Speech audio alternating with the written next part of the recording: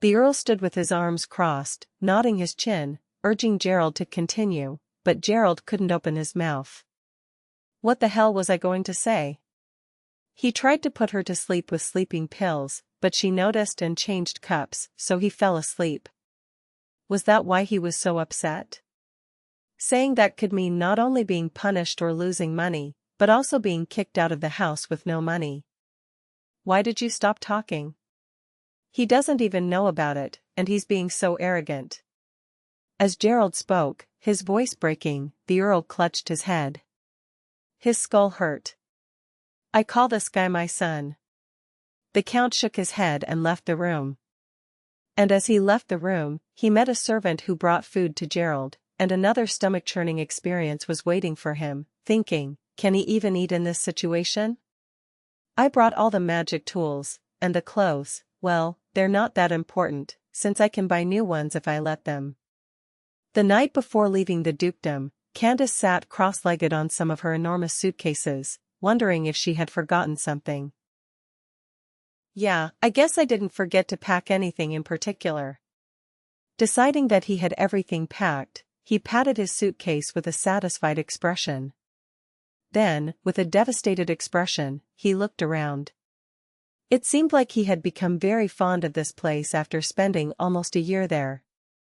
The places he had touched kept coming to mind, so he wandered around the room aimlessly, sweeping his palms here and there. It was at that moment. Candace, are you okay?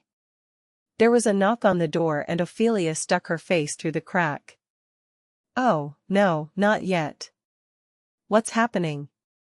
This was Ophelia's first visit at that hour, and she greeted her friend with a bewildered expression.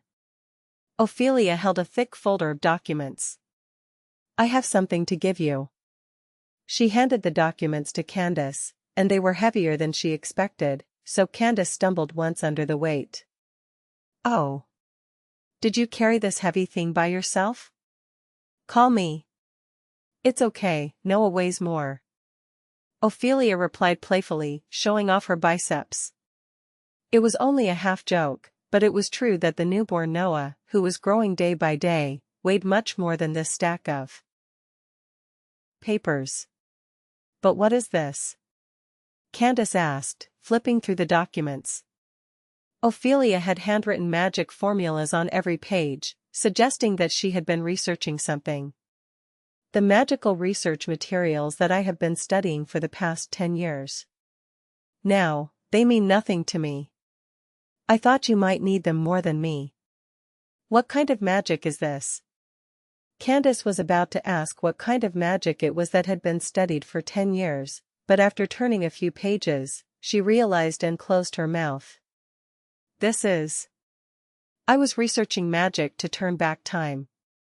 I wanted to go back to the day I lost Isla, Ophelia responded with a forced smile. For the past 10 years, after finally finding stability, he had dedicated himself to this. If only he could use magic to turn back time, to the day he lost Isla. Then I wouldn't have lost her. Ophelia. Candace flipped through her friend's worn research notebook, a feeling she couldn't put into words. Even flipping through a few pages revealed the meticulous care with which it had been organized. Looking at the last page, it seemed like I wasn't even close to finishing it. In this situation, Ophelia suddenly lost her magic and her research stopped. Just imagining how much pain he must have endured broke her heart. It's a shame to throw it away. I would like you to finish it. Yes, it's true. Not only was she Ophelia's friend, but she was also a highly sought-after mage. Many wizards had studied time travel, but none had presented a theory as specific and clear as Ophelia's. I will definitely finish it. Candace hugged the documents tightly as if making a promise, then unpacked her luggage and put the documents away.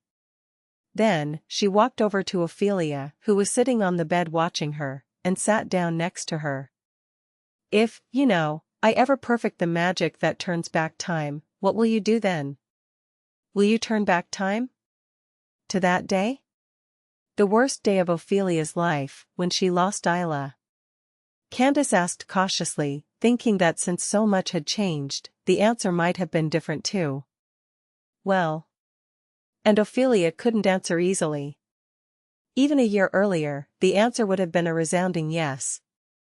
If he could only hold Isla again, he would risk everything to go back to the past. But now it was different. Don't know. Isla promised that she would really come back, and Candace, you said you would go find that child. And then there's Noah. What if I go back in time and don't see it? Now, he had 2 children, not just one, Isla. If he went back in time to before Noah was born, and something went wrong and Noah wasn't born, what would he do then? Ophelia would have to live her entire life missing Noah, who had never seen the light of day because of his own decisions, and suffering guilt for it. Yeah. Candace nodded silently. Since he had never had children, it seemed like an illusion to claim that he understood everything. He simply gave Ophelia a warm hug. I will certainly find your daughter. Yes, thanks. Although it was a much smaller country than the Palace Empire, searching for traces of Isla throughout the Inselkov kingdom would be a daunting task. And there was also a possibility that Isla had already left the Inselkov kingdom. Both Ophelia and Candace knew this very well. But how much comfort even words could bring. Ophelia wiped the tears from her eyes with her finger and stood up from her seat. I should go now. You're leaving early tomorrow, so you should get some rest too. She hurriedly left the room, saying that she had been hugging her friend too long, as she was leaving on a trip the next day. And the next morning. As all the guests were leaving, the Duke of Weishafen was busy preparing to see them off. Among them, 2 sisters were so loud that they seemed like 1 against 100. Oh really? I can't live because of my sister.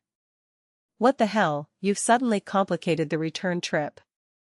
My younger sister owns a boat, so I can get a little help, but what does it matter? It's deadly. Austin opened his mouth with a tired expression as he watched Candace and Natalia argue childishly, in good spirits since the morning. Let's relax and go before we leave. Yeah? It's a long way to go. Austin shook his head, saying that his wife and sister-in-law always fought at every opportunity, and that it was making his ears hurt.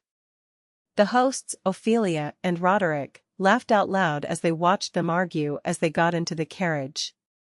Goodbye, Natalia. Next time, bring Cheryl with you. Did you promise? If I say I'm going to do something, I will definitely do it. Are you ready? At Ophelia's words, Natalia stuck her head out of the carriage window and shouted, I also look forward to the day we meet again. Are you really coming? So, let's go. When Roderick chuckled at the sight and said this, Natalia once again firmly accepted his promise and set off in the carriage. Just as the couple was about to enter after such a noisy farewell, the harsh clatter of a horse's hooves was heard, bringing urgent news. A messenger has arrived for His Excellency, the Duke. The knight, who had sharply pulled the reins and stopped his horse, jumped up and ran towards Roderick. It seemed like every second counted, leaving no time for courtesy. Roderick's face darkened in an instant as he unwrapped the parchment that the messenger had urgently delivered to him. What's wrong, Roderick? They say that the Sikkim tribe invaded the northwest. The Sikkim were a tribe of demons who lived in the northwestern mountain ranges of the Palace Empire. A very rough and wild race that resembled humans in appearance, but was 2 or 3 times taller and was covered with white fur all over its body, which is why they were also called Yeti. They occasionally raided and plundered villages in small groups, and once or twice every century, they invaded in large numbers and started wars. The last war with the Sikkim tribe had been about 100 years ago, so it would not have been strange if they invaded again. Should you go see it yourself? I think it's probably like that.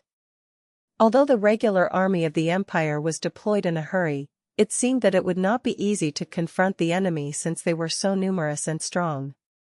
He knew it was time for the Knights of Weishafen to step forward, but Roderick didn't move. News had arrived of the loss of her daughter, and her son had just been born. The thought of leaving Ophelia alone at such a time overwhelmed her. "Don't worry about Noah and me, just stay safe." As if she had read her husband's mind, she took his hand and smiled radiantly. It was a soft smile, but it seemed stronger than anything else.